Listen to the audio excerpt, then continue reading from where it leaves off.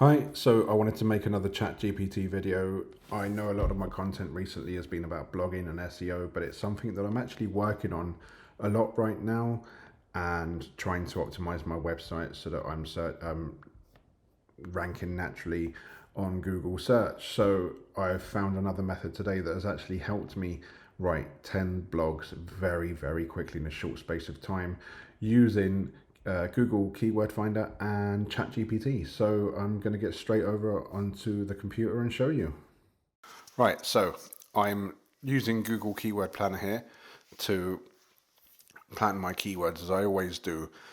The method to find the right keywords is always to have a look on here in your niche. Obviously, I'm a wedding photographer, and I'm just going to show you what I did here in GPT-4. So I've got a keyword planning prompt that I'll share with you in the description, how to get it. So you type in the relevant keyword and it will give you lots of ideas for blogs. So then what I do is I pick one from the list, type it out there, and then I tell it to include those keywords in the blog and use markdown formatting, and it will give me a simple blog. It's actually quite well written. So what I'll do here is, as you can see, these are the blogs I've done earlier today. I've done all of these very quickly, on average a couple of minutes per blog. So I'm just going to go through the workflow now and do it with you.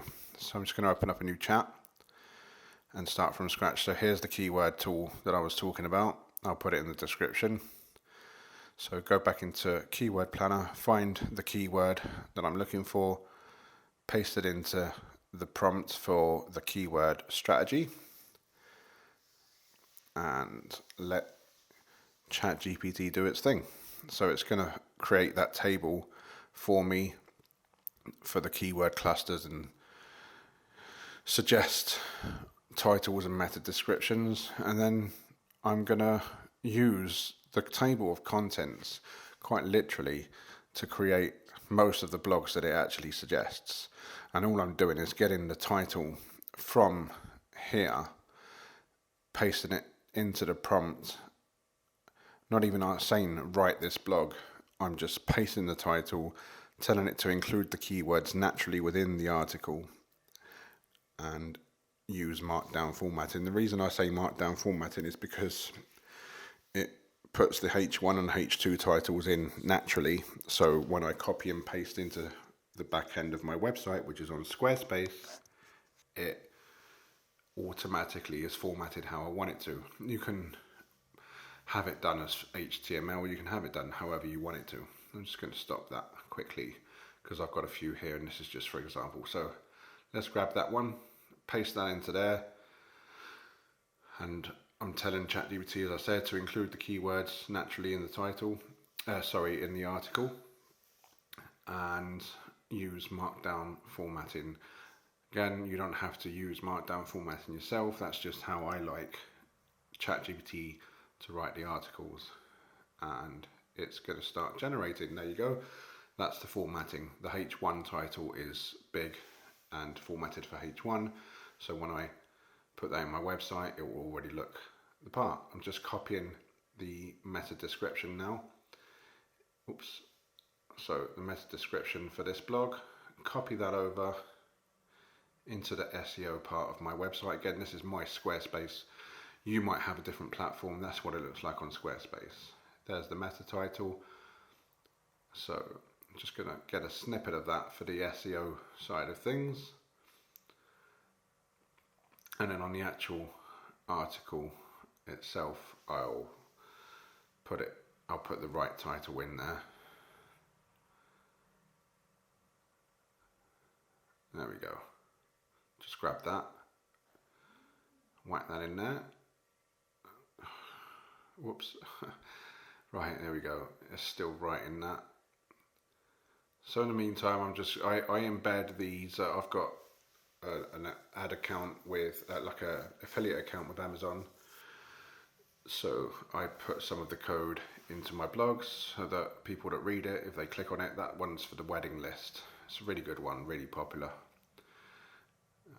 Got to try and make some money from these blogs. Obviously the main reason I do the blogs is for SEO. So that's finished typing, and look, straight into the body of the blog, and it's completely formatted just how I need it to be. So I'm just going to paste this over now into the excerpt section. Just going to get myself an image for the article. So this is obviously saving a lot of time, and I know a lot of people will be anti using AI. I'm not here to debate any of that. This stuff, especially with GPT-4, GPT 3.5 not so much, but GPT-4, the content is actually quite good. It's very informative. I've got used to using it. I've got lots of different types of prompts that I do use. Essentially, it depends on what type of article I'm writing, but this method here, if you want to churn out, if you found some really solid keywords and you want to churn out good but quick content, this is the way. The most time consuming part of this is all the back end stuff that I'm doing now. I'm just going through my galleries to pick a picture. So I've downloaded the one I want, just drag that into the blog there, and there we are. That's loaded. So this is the most time consuming bit, the bit where obviously you've got to research the keywords in the first place and find the ones you want to use, and then prompt ChatGPT. But there you go, that blog is now published. This is my workflow continued. I go onto my website and just reload the blog page, and there it is. Bang, straight in there. I'll grab the URL then.